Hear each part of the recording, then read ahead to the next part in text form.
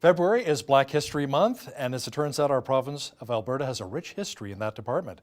Joining me now via Skype from Red Deer is Michael Dawe, a Red Deer City Councillor who served as a historian for many years. Welcome to Bridge City News. Thank you for having me. So Michael, can you share some of your historical facts with our viewers? When did the first Black people immigrate to Alberta? Well, the very earliest ones actually were part of the fur trade, so we're going back, hundreds of years ago. Unfortunately, a lot of those early Black fur traders aren't well documented. A lot of the more noticeable immigration started in the, I'd say, 1880s, 1890s. After the American Civil War, a lot of former slaves got new careers or occupations or jobs working as cowhands in the big cattle drives from Texas across Wyoming and the American Prairie West. And eventually some of those made their way up into Alberta. So actually one thing that I always found surprising is at one point it was estimated about 1 out of every 4 of the cowboys on the big cattle drives were Black. Wow, we'll talk about more of that in just a moment here. Now, what was the connection with Oklahoma? Are there any stories behind that? Well, what happened was that you had those very early people, a lot of them in cattle, or a few of them came up north as homesteaders. But again, after the American Civil War, a lot of them didn't wish to stay in the old slave states. They decided to go elsewhere. And Oklahoma and Kansas, they were new frontier areas. So a lot of Black people moved to those two states, thinking that perhaps they could get a new life and have a new start with everything. Unfortunately, there were problems. So by about 1907, 1908, some of them with some very negative discriminatory laws starting to be passed, they thought, well, this isn't working out very well. Maybe it will be better if we go up to Alberta and to Canada. Were there any economic incentives as well for Black people to move to our province? Well, one of the biggest ones is if they came up here, I mean, for those that had been in the cattle industry, there were jobs as cowhands or cowboys or taking care of horses. But they're just like anybody else, they had the ability to apply for homesteads in Alberta, which meant that they could get 180 acres of land, a quarter section for a $10 filing fee. And to get some good farmland in a future for a $10 filing fee was a pretty good incentive. So Michael, what was the typical response from the mainly white European settlers? Were they welcoming, or was there a lot of discrimination going on at that time? It was mixed. I mean, when the first ones came through, I mean, some of the people were fine. There was not a real problem. But there were some instances where there was some discrimination. One of the things was the Canadian government really didn't have a barrier for Black immigrants coming to Canada. So where there were some elements that started to get upset and they said, well, they didn't want them here. I don't know if they thought they would get some of the unrest and strife that they saw in the States, or whether they just didn't like having somebody look different in their area. There was a pushback. It probably came to a peak about 1911 when some of the boards of trade across Alberta, particularly the Edmonton Board of Trade, made a big push asking that the federal government put severe restrictions on Black immigration to Alberta. And actually, there was an order of council prepared by the federal government that would have done that, except it was never proclaimed. So there weren't the formal barriers, there were unofficial barriers. You had to have so much money to come across the border. You had to provide various guarantees and things like that. So there were a number of quiet rules to try and keep down the immigration, but we never had an outright law that said, you're Black, you can't come to Canada. So putting the adults aside for just a moment here, Michael, how much racism did a Black child face growing up in Alberta? Well, again, I think it depended on how things were happening.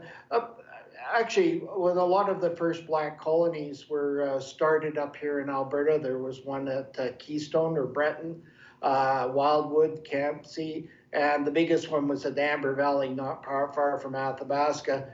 They were fairly remote areas, and that wasn't really by accident. One was that's where there was available homestead land, but also given some of the very harsh and bitter treatment and conditions a lot of these people had faced in their lifetime. They were a bit wary. So they picked places where they would be a bit removed from other people and hopefully then have less conflict.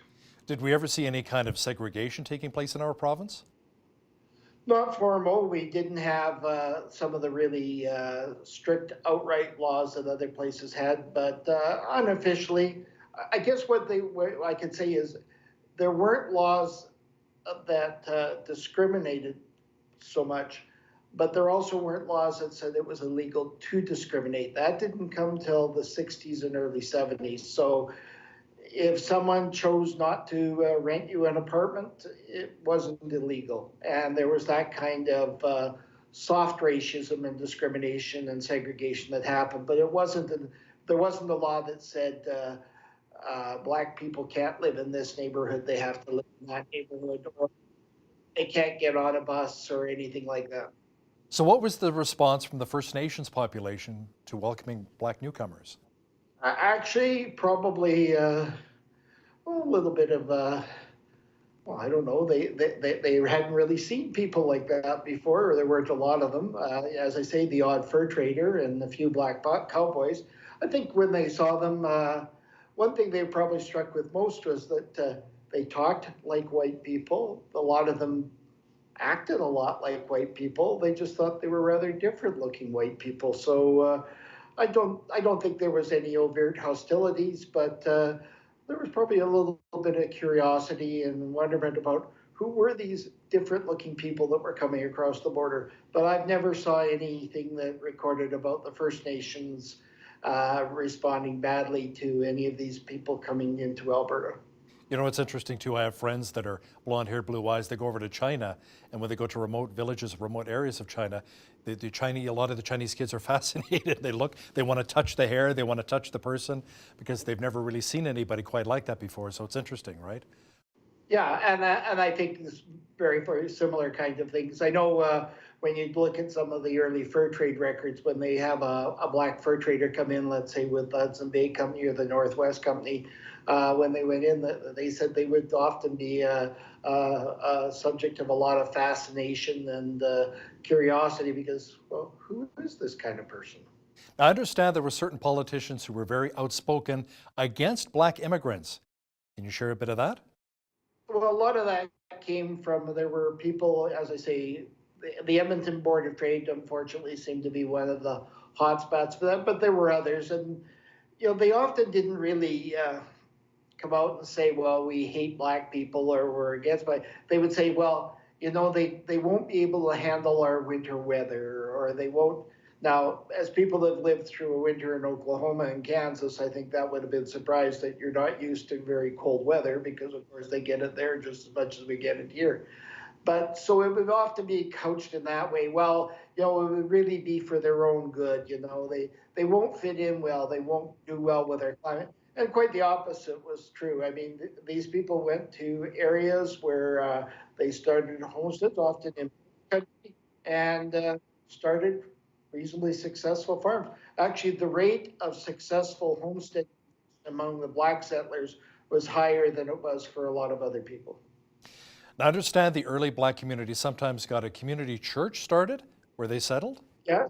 A lot of them, when they came, they were Methodist or Baptist, but there was a sort of evangelical one called the Standard Church of America.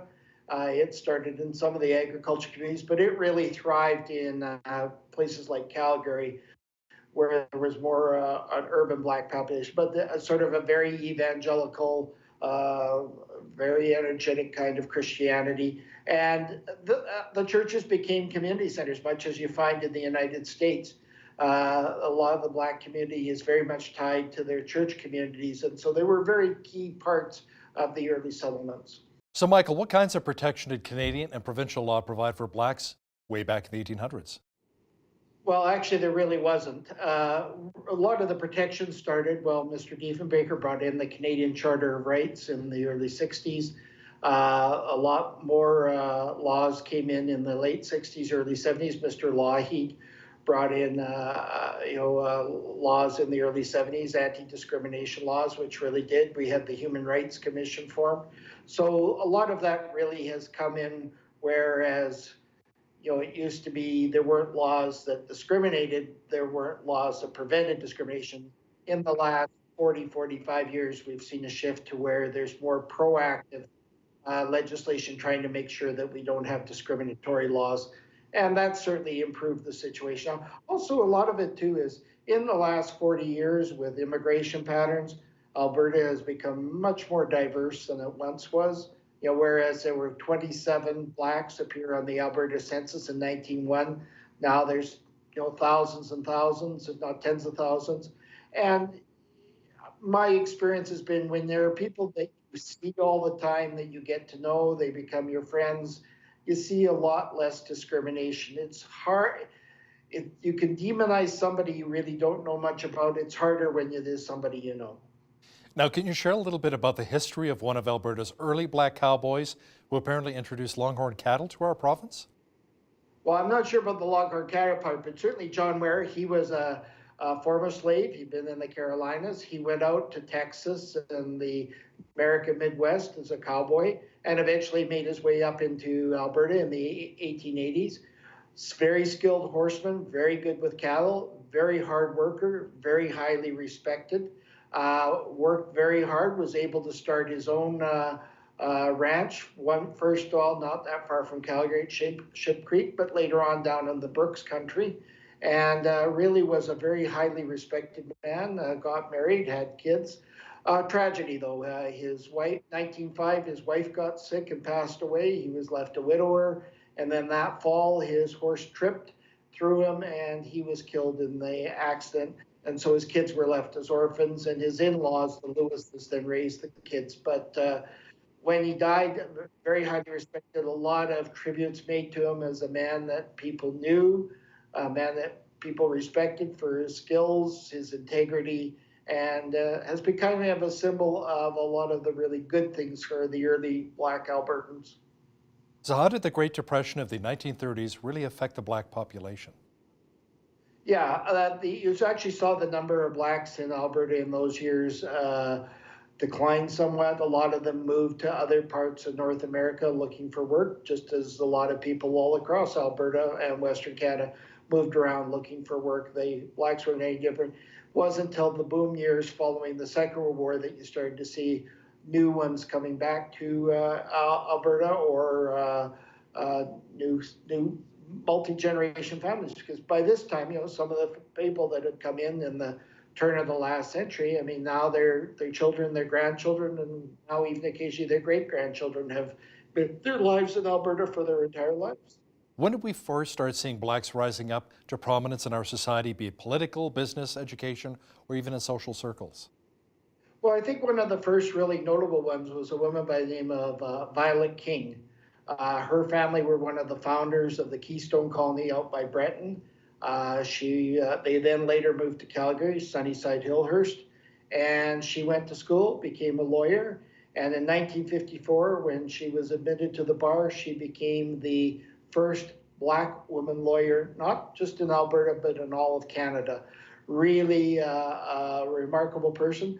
Another really prominent Albertans were through our football teams. I mean, there were some really outstanding Alberta football players who were Black, and they certainly became folk heroes and really a lot of real assets to our communities.